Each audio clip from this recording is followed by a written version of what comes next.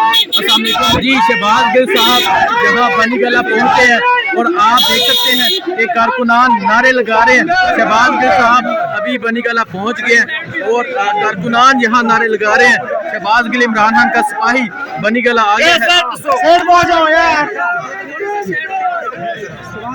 आप देख सकते हैं शहबाज गिल साहब यहाँ बनी गला पहुँच चुके हैं और कारकुनान नारे लगा रहे हैं। ये कारकुनान यहाँ पहुँच चुके हैं। शहबाज गिल साहब अभी बनी गला पहुँच चुके हैं। शहबाज गिल साहब बनी गला पहुँचे। शहबाज गिल साहब से बात करने की कोशिश करते हैं। ये देखें शहबाज गिल साहब अभी बनी गल आए हैं। ये जा रहे हैं शहबाज गिल साहब इमरान खान की रहायशगाह की तरफ और यहाँ कारकुनान भी कसीर तादाद में पहुँच गए और आप देख सकते हैं कारकुनान नारे लगा रहे हैं। कसीर तादाद में कारकुनान पहुँचे हैं।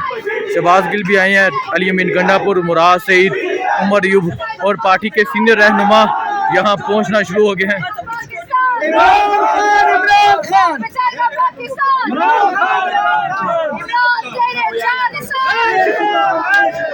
ये हसूसी मनाज़र हैं जो आप नया पाकिस्तान पर देख रहे हैं।